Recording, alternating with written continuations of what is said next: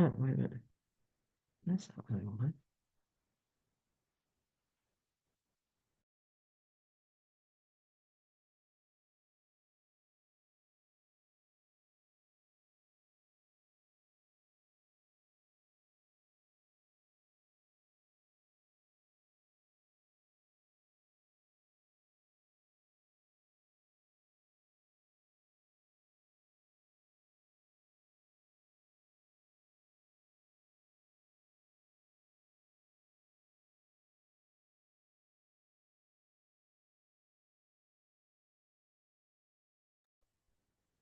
US.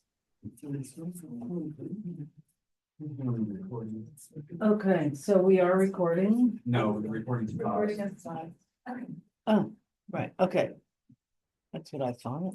All right, I am recording. right. All right, so we have started the recording and Manchester, Kristen, do you know if we have Butch in the room, but we're looking for our chair. I don't know. Let me reach out to her. I thought she should be there. There are also, our parking lots are full and there's a lot of cars in the street right now. So there may be a few minutes for people to walk in from the. Yeah, they're all parked so fast. The parking. Proud of myself. Yeah, this work. Maybe we give 2 Yeah. minutes.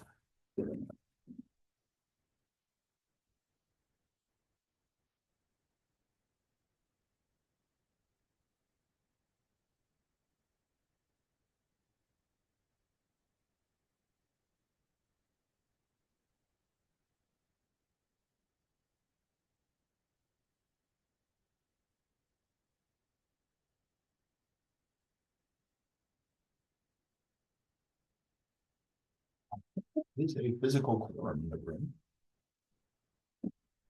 Right. I think it's 7, isn't it? 7? 8. It's 8. They change it every month. No, it's gonna be 8 now. Oh, 8:17. I guess we're one short of a physical quorum. You might count as one or as second. Your cart and Mike is MTA. Oh. We have a quorum. Then we need 8 pounds. You're good. 8 member entities. Member entity.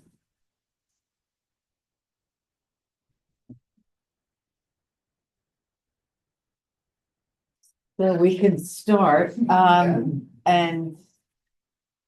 Here. Maggie, Yeah, she's. okay. All right, All right, so call to order and roll call. we could go around the room and people could introduce themselves. Sounds great. Go ahead, start us off. Tracy Tracy. Whitehead, MTA front. Bruce Thomas, Donna Cookson. Linda Kumar, Francis Stone. Zach Swift with the commission. Suzanne Nienaber with the commission. Which are Manchester planning. Angelique Panroll with Easter Seals. Adam Lesney with the commission. Sylvia Von Alma, then with the commission. Nate Miller, staff of the commission. James Miller, staff of the commission. Lisa St. John, Country DOT. Divine Federal Highway Administration. Paul Maloney, Federal Highway Administration.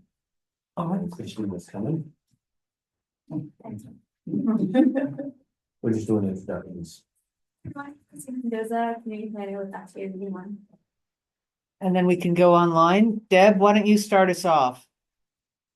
You just have to, everyone has to unmute themselves. So sorry. Deb Levens, Londonderry Commissioner. Thank you, Deb. Andrew. Andrew Haddock, Chester Planning Board. Vincent. Hey, everybody. Vincent Pagano, Central New Hampshire Regional Planning Commission. Caroline. You just have to unmute yourself. There you go. Sorry. Caroline Wilson, Dairy Planning Department. Thank you, Caroline. We have Mac. Mac Bavir, I'm Air Resources here at NHDES. Thank you. Kristen, Kristen Clark, City of Manchester. great. Jack, Morning, Jack Wade, New Hampshire DS. Mac Bavir is one of our new team members. She's got a background in sustainability and events management and education, so we're happy to have her on board. yeah, wonderful. Becky. Uh-oh, we have no sound out of you, Becky. So, Becky here, Herbert from, Hebert from, sorry, Becky, from Bedford. But yeah, I don't know why we couldn't hear you at all, Becky. I don't know if you want to troubleshoot. Yeah, still nothing. Yeah, so I can just suggest that if you have a question or comment, please use the chat. And we'll get that. All right, Cam. Morning, everyone. Cam Perlman, Southern New Hampshire Planning Commission. Larissa. Good morning, everyone. Larissa Joella Ruggiero, Federal Highway Administration. Wonderful. Michelle. Good morning, Michelle Marshall, Federal Highway Administration. Colin. Hi, everyone. Colin Lentz from Stratford Regional Planning Commission, just being a fly on the wall. Thank you. We'll still call you Colin. Alex. Yeah, good morning. I'm Alex Hawk, just a citizen from Manchester, also a fly on the wall, or I've heard the terminology thrown around. I'm a sponge, just here to learn. We appreciate that, Alex. So glad you could make it. I think I have covered everyone. So Marshall, yeah. Yeah, we did, Michelle. It's okay. All right. All right, so the next item on the agenda is a review of the minutes from October 17th, 2024. Move the minutes be approved as presented. Second.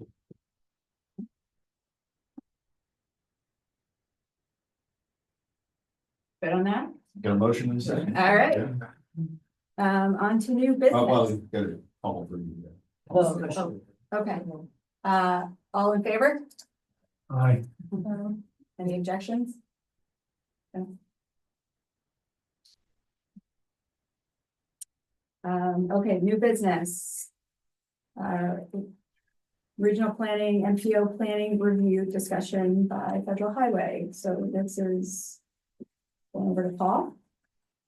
Yeah, good morning and thank you everyone for participating this morning. This is a I guess a review that happens every 4 years for folks who have not been through this before. Federal Highway and Federal Transit partner in this review, and what we do when we meet with MPOs in this type of a review is we consider the planning process. A lot of different facets, and as you know, in the roles that you have here, there's a lot going on to plan for the region.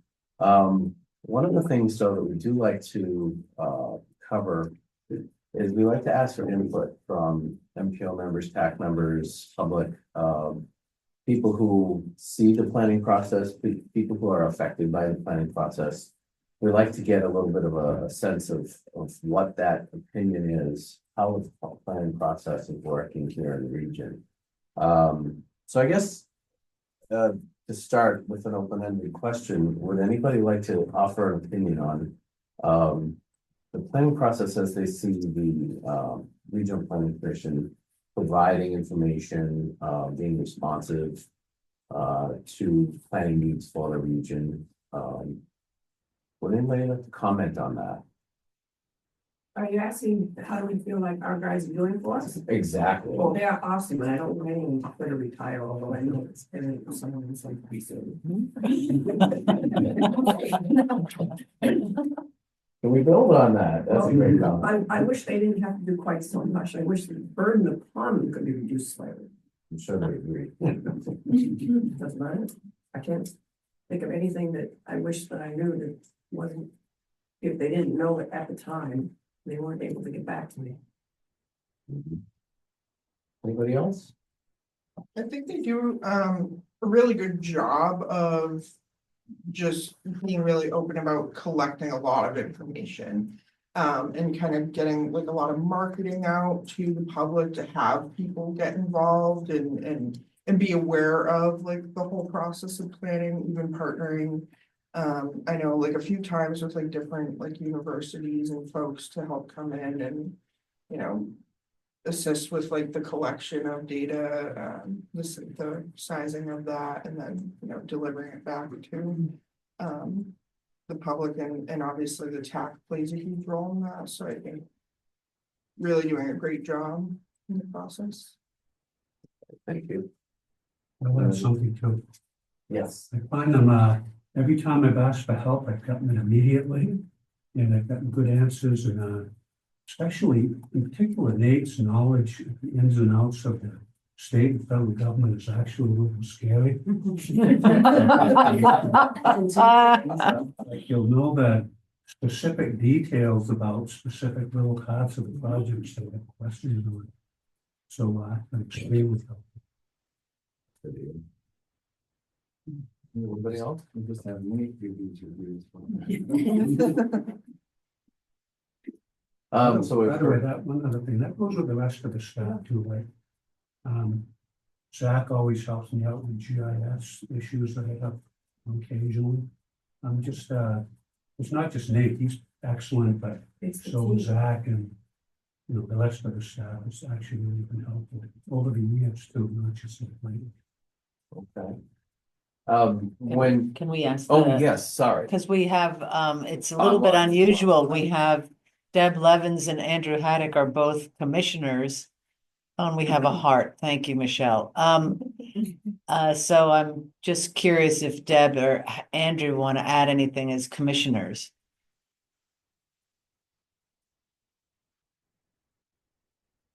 Not at the time. Okay, Deb's satisfied. I'm good too. Thank you. All right.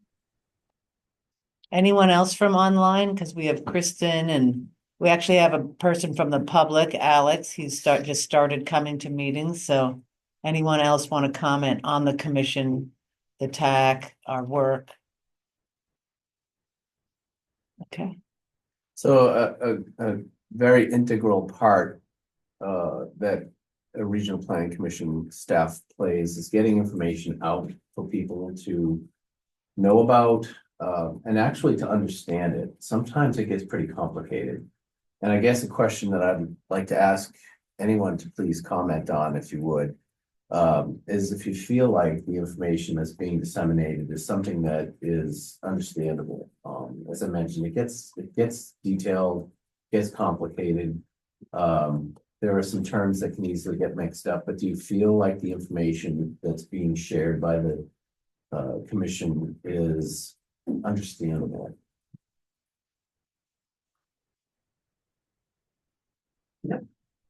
I had a hard time with the word resiliency, but I'm coming around to learn it still, but that's still my toughest word. But all that, again, it comes back to that, at the answer to the first question. You get the new acronym and the new way, and it's sometimes confusing, but they're good interpreters. Anyone else? As a member of the public, I think the commission does a really good job, actually. I think sometimes there's acronyms, I think like mentioned, that can be confusing, but I've found like I've never had an issue sending like the surveys, Connections 2050, for example. I can send that out and nobody's said, you know, what's this? I think a very good job and very like clean wording and easy to understand. Thank you. Thank you. The transportation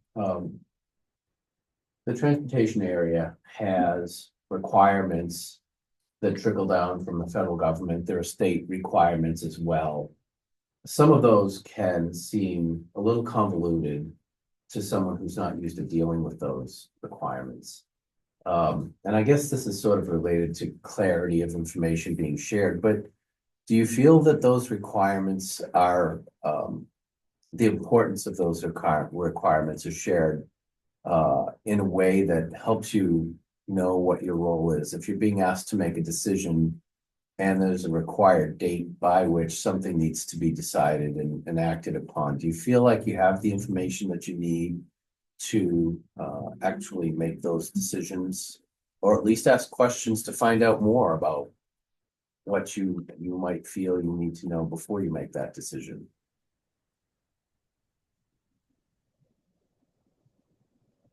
I see a nodding head over there. Would you like to Yeah, expand? I think that the information that's presented is always like really well elaborated on, and I think an important part of like presenting any information is the why behind it. I feel that the commission does a really good job at being able to kind of put things in kind of layman's terms at times too. Like I've learned a lot you know, through the information that they've you know, passed on, whether it be in TAC meetings or really even just reading through a lot of their documents that they put together in the plans. You can tell like coming in fresh that it's understandable. It's really well like digestible, I would say. So do you feel like decision making is, I guess I'll say, easy to do? You feel informed when it's time to act on something? Yeah, and I think Nate goes really in depth about like if there's, you know, an update on a plan, he goes really in depth with like what does it mean, like these decisions, like with, you know, like weighting certain factors, for example, like, and presents like both sides of things, like what would be the implications of, you know, going this way versus this way, and really presenting like a really objective and I would say like really unbiased view of things. To have a Anyone else? hand raised. Andrew. Yes, Andrew. Yes, I think that when I don't understand some of that and have questions, the commission does a really great job. There are a lot of good resources I can speak to get an explanation. So that helps me over the hump as far as understanding that. Thank you. And I don't want to hog the time, so, you know, I'm speaking too much, but and also they do their work in a timely fashion. There's maybe, I don't know how long I've been doing it, a long time. It's not, stuff isn't sprung on you like so close to the time period that you feel like you don't get a chance to learn it. They know the time, they know the deadline for things. So they perform the work early enough that if there are questions, there's time to have them answered adequately. So to me, not just that they know the answers, but that I had time to digest and come to decisions before it's time to make a decision. If I felt like it was pushed all the time, I wouldn't be happy. Even if the information was adequate, I don't like to be pushed. I like to have time to think about stuff. And that's, to me, that's an important thing that's been provided here since I've been coming. Any questions, sir? Yeah, I'll throw a question out there that I've asked before during these reviews. So, the MPO represents lots of different kinds of communities, from Manchester being a very large city to small towns. And one question I like to ask folks, since we have this group of folks representing all of those different local agencies, do you feel like the planning process here is responsive to, you know, the larger cities as well as the smaller towns? You feel like that there's a balance there, and that you know, the process is being fair to everybody regardless of what community you're representing? Yes. Do you have any comments on that? Yep, I'm from a town under 2,000, and our town used to belong to a different regional planning commission, and the people in my town weren't happy with that. And we're like in the middle. We could have joined 4 or 5 different. We're like in the middle of everybody. So our town stopped being partners with the regional planning commission for a number of years, and I was on the planning board at the time, and I knew that that wasn't good. And I advocated for rejoining the region, and I convinced my my town to shop.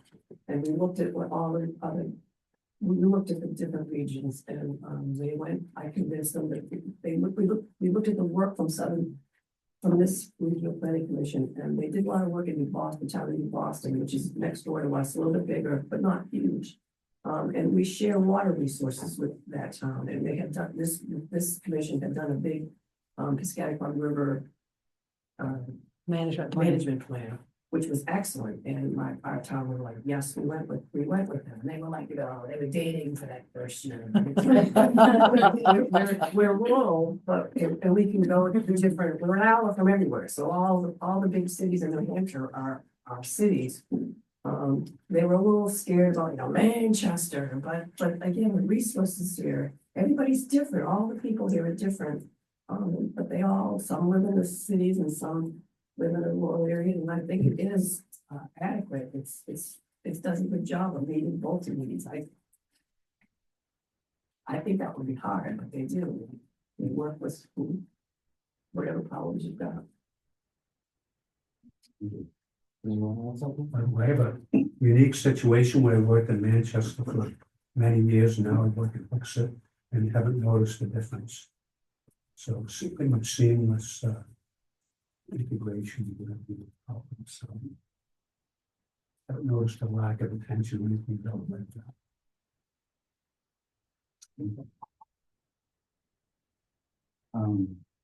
Yes, we're also interested in multimodal transportation planning. So I would throw that out as a question too. Do you feel like the planning process here takes into account transit needs as well as surface roads, highways, bridges, that sort of thing? Is it a multimodal process here as it is intended to be? Do you have any comments on that?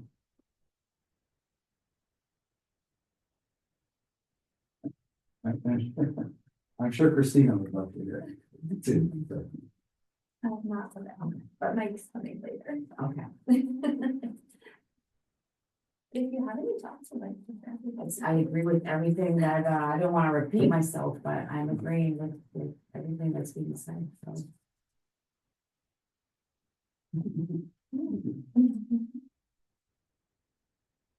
Still learning about this one. A lot. So this is another one of those ones. Multimodal is another one of those terms that sometimes I'm like, okay, wait, exactly, what exactly are you asking? So you're asking, are we all we're having with not just the highway stuff, but like bridge stuff, like No. or buses, just trains, bikes, what? Yeah. You explain to me what you mean by multimodal. I'm thinking more like transit as well as perhaps non-motorized, like pedestrian. When I say multimodal, That's what I meant. That's what I mean. Okay. Yeah, we do a lot. We do a lot with bike paths and connecting this. Yes. They do.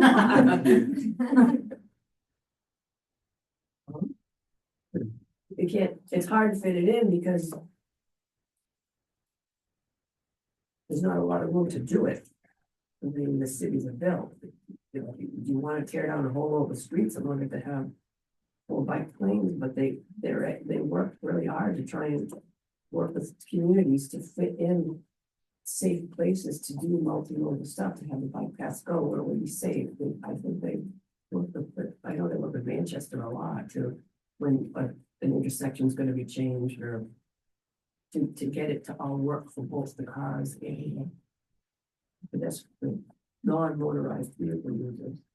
But that's going to take a long time just because of our civilization that it is today. To fix it. But they're trying.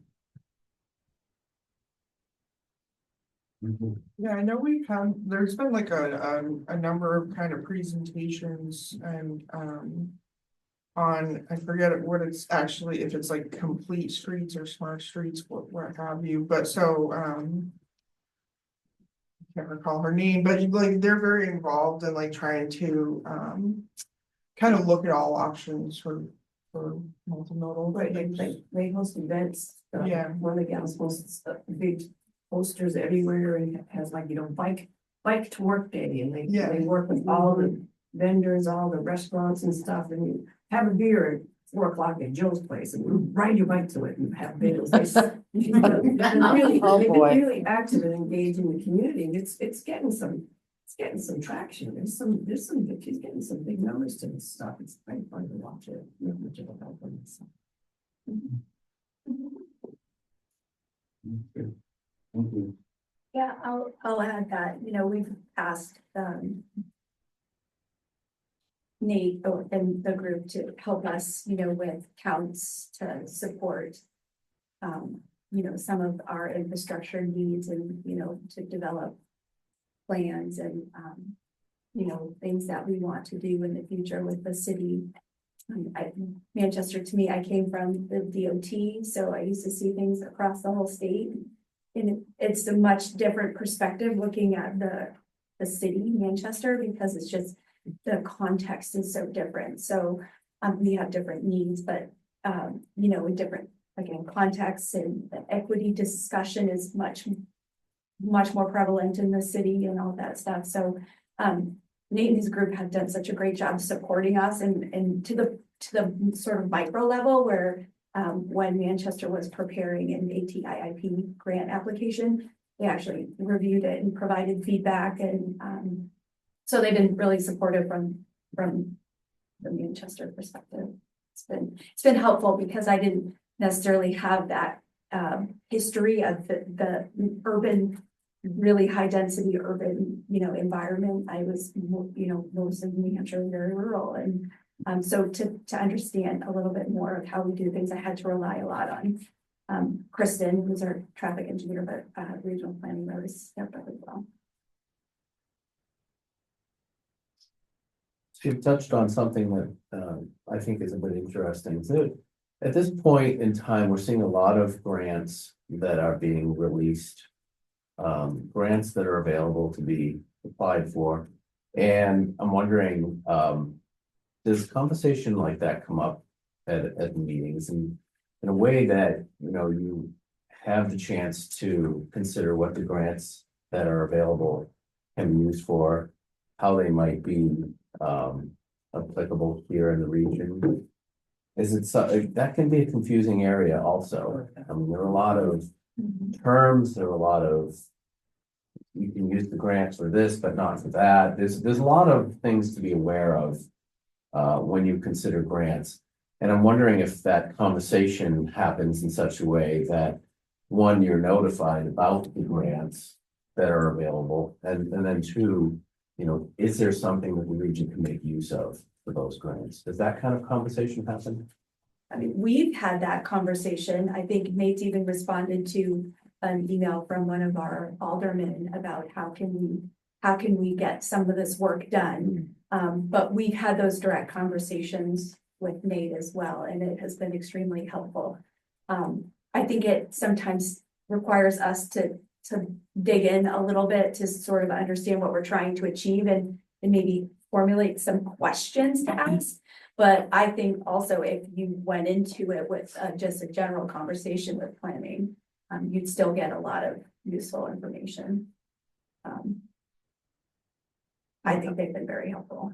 It comes back to Nate's encyclopedic memory. I think we were joking about, what we need is a spreadsheet, but I don't know how many pages long it would be. It's mind boggling how much stuff there is to pick and choose from, but the group here is really good at knowing what our needs are in general, and what each community that they're responsible for is thinking about they might like to do, and then sleeping on it and waking up and saying, hey, check this out, this might fit your needs, or when we do that 10-year planning, the tips and those different things, they really look for how can we get this done faster by tapping into these different possible grants for a portion of a project. Maybe instead of doing it as a project, look for phases, like maybe if they phased it, the grant could probably just phase, and that would make the rest of it doable. They really have been excellent at thinking outside of the box and looking for what's available. Yeah, that's actually like part of what's in our minutes from like the last TAC meeting is kind of just that they do a great job of kind of like, yeah, thinking outside the box, and delivering more information on like other, funding opportunities that may be available for certain projects and knowing which ones are, eligible, and then also like just really kind of going in depth about like what those funding options are, what they're available, what would be eligible for it. And really presenting like a very kind of holistic view of the options to try to get, everything done. We had a hand up, Andrew?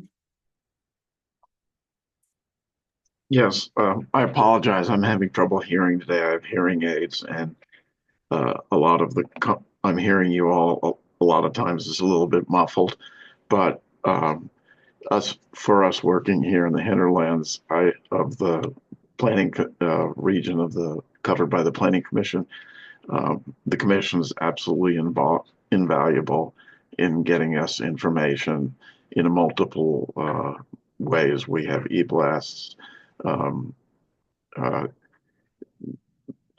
specific emails, workshops, and then at the meetings there, I will echo what other people have said about we learn about different and new options for amending and improving our transportation system. And I'm very grateful for that to the Planning Commission. Thank you. Anything specific, Christina, that you'd like to cover? No, you took my question. I think you just borrowed it. I could throw one more out. What's that? We have time, one more. Yeah, do you have another one? So, yeah, the metropolitan planning process, so we're a part of that process too, the federal agencies, and I'm sure DOT, Lucy is here, so we're interested in feedback on what we do as well, good or bad, or whatever you might have to say. So just offering that, and seeing if anyone wants to give us some input on our roles and what we do. Well, I've seen you two guys' faces come up sometime on the screen. And you're the former New Hampshire guy? Are you from New Hampshire? Yes. Yeah, so we like that. No, you're a little bit further removed from my local regional commissioner, but. It's not exactly. I don't know exactly all that you do enough. I probably don't want to know. It probably would be so overwhelming.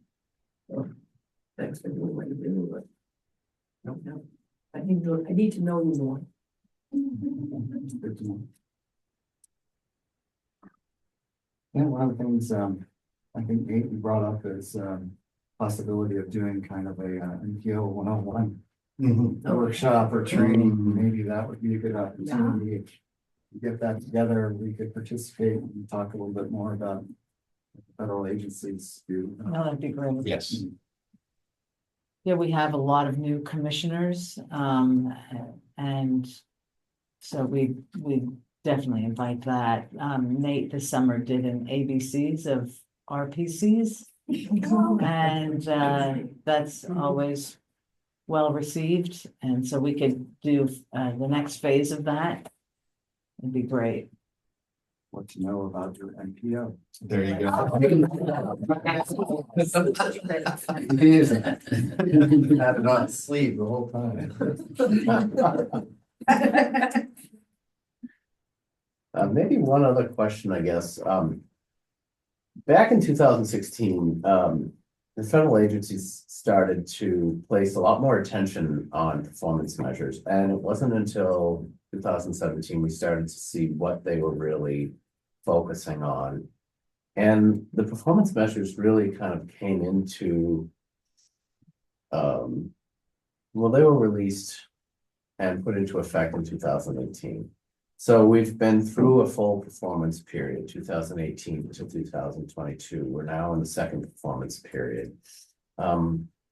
Mainly that applies to state DOTs, but at the MPO level, there's also a good focus placed on performance measures. And I'm wondering, that's an area also where I think there can be some confusion. It's important for MPOs to look at projects that they're considering for their TIP and how they meet some of the performance measures that the state is focused on meeting when the MPO chooses to support the state's performance measures. Is that something that receives, do you think, enough explanation as to what, why we're selecting these projects and why does it matter if in our region this isn't an issue? But, when you look at the state as a whole, an issue might be something that this performance measure is getting at. And not to make the question confusing, but I guess what I'm trying to get at is in the bigger scheme of things, performance measures are very important in each state through the DOT. Does that come through at the MPO level, particularly when you're considering projects?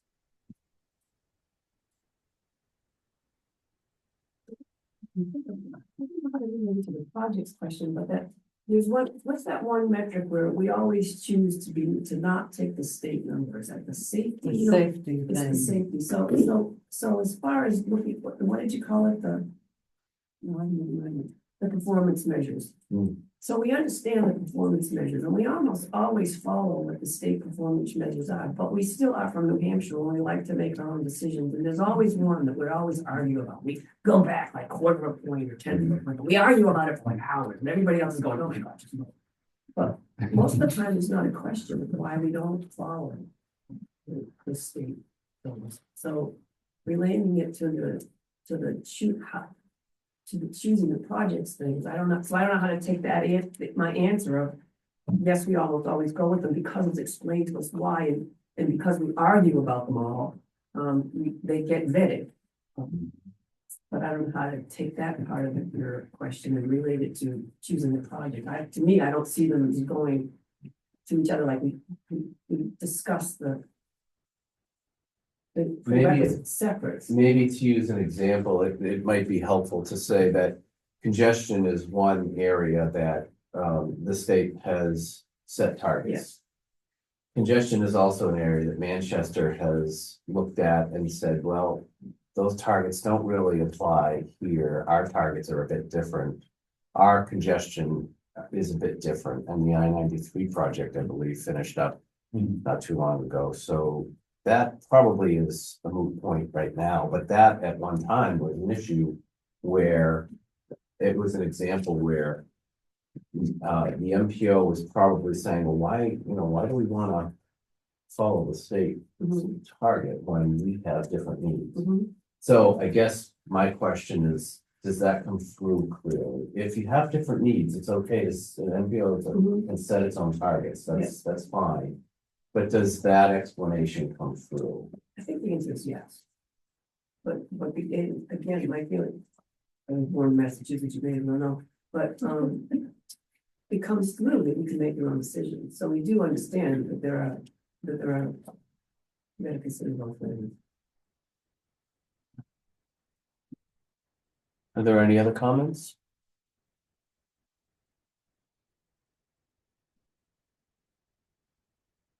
Looks like you're thinking, Andrew. Okay. He's good. All right. That's probably all I have. Or Christina, anything else before we move on? No? All right. So we'll go over time here. So we're a little bit ahead of schedule. We do have one item of business for the TAC to consider, and that is, not to steal your thunder, man. TIP amendment number 7. We did walk through in detail last month all of the project changes proposed in TIP amendment 7, along with the reasoning for those project changes. As promised, we did include tip amendment 7 into our packets for this meeting, reflecting all of the project changes that we talked about last month. We are in our public comment period on tip amendment 7 right now. That ends tomorrow, and we will be holding a public hearing to consider adoption on Tuesday, the 26th. If there are any questions about tip amendment 7 or any projects therein, I'd be happy to answer those. Otherwise, we would welcome a motion from the TAC to recommend adoption to our MPO on Tuesday. Just one question. Yeah. Hey, on the Hooksett project, this is in the packet, the spreadsheet. Right. It says that the Hooksett, Hackett Hill Road, Main Street, and the Hooksett. Well, 3A and Hackett Hill Road, well, actually, it's got two, I've been listed twice. But it says on the regionally significant, it says no. And I wonder why that is. These particular intersections are like, it's right near the only bridge crossing in Merrimack in that area. Everybody who goes to Alton, that area that goes through that project. Yeah, regionally significant has a specific meaning in this context. Lee could probably speak to it eloquently, more eloquently than I can, but it generally reflects whether or not there's a capacity expansion of some sort that needs to be included in the travel demand model for air quality purposes. It relates to Clean Air Act designations, and the term regionally specific in this context has a very specific meaning. And it's not that these intersections aren't important to the region. It matters the type of improvement that's happening to those intersections and whether or not that needs to be reflected in the travel demand model for the region. Okay. Is that a fair synopsis, Lee? Yeah, I think that's good. Functional classification of the roadways, another factor to determine regional significance. So I think it's any kind of arterial is going to be a regionally significant roadway, and then collector roads also can be depending on where they're located. Yeah, it's just that has a very specific meaning in the context of just the tip process. Yeah. It doesn't there's no intention there to say that those intersections aren't important to the region, because they definitely are. And they are two of the more congested areas in our region. So That's the kind of explanation we get from anybody.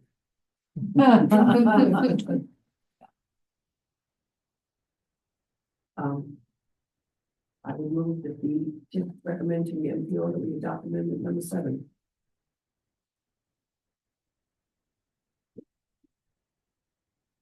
Need a second. So second that.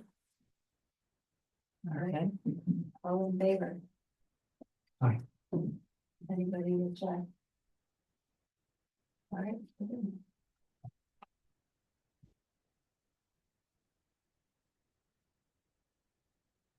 Since we're sitting here a moment, and we talked a lot about performance measures and safety, I want to call out Zach Swick in our office, who did an amazing job reviewing the safety in not just New Hampshire, but he went international and started comparing safety on roadways, and it was fascinating. And I would be more than happy to dig that up and send it to your team, because it was absolutely fascinating. Linda, you I remember forgot about that? that. Yeah, it was great. But that's the thing. We learn so much here because they all like what they do, and so they just come up with the stuff. It's like, I remember accusing him once, like, how do you think this stuff up? and it comes out. I'm a picture person, so the graphs and charts, I understand it visually. Great. That was a great day. It really was. It was like, how can that be? It was so interesting. US compared to other countries on safety. Is that what you had up your sleeve? No. No, you've still got more for us. No, Okay. I just wanted to point out, because Zach does an amazing job. New season coming next month.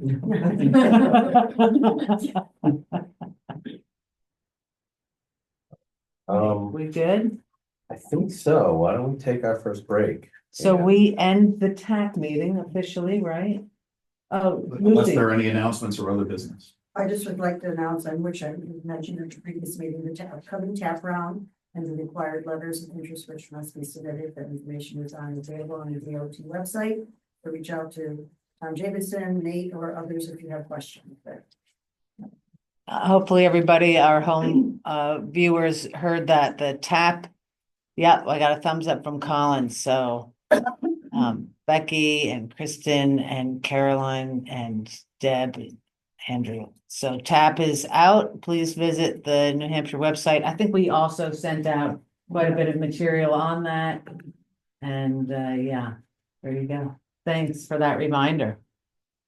All right.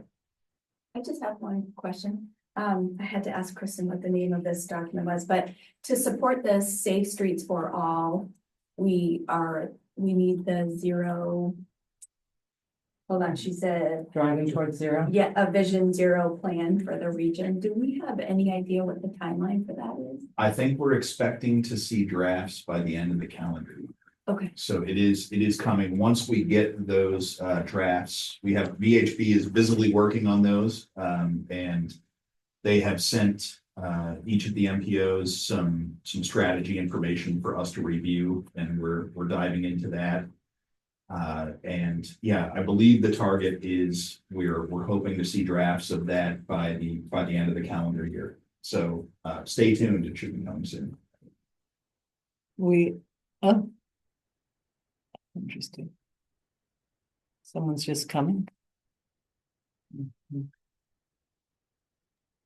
This is someone from your team. Yeah, just sent a message. Michelle sent a message. All right, let's look at. Sorry about that. I wasn't sure who that was.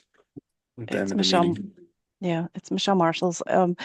Once that draft SS4A action plan is available, put it up on your public facing website. Then anybody else in the region that wants to submit the SS4A implementation grant in the application, you can place that link. I think that's what you were trying to ask, Maggie. No audio. I just lost that. Okay. I think those are others. All right, thank you. Thanks, Michelle. All right, so we'll close this meeting, and for our federal friends, we're going to open up the review Zoom back to that. So Good day all. Thanks for joining us. Thank you, Thanks, everybody. Thanks, everyone. We do need to adjourn. Okay, motion to adjourn. I guess technically adjourn the TAC meeting. Oh. All right, we have motion to adjourn, thumbs up, thank you. Thanks, everyone. Okay.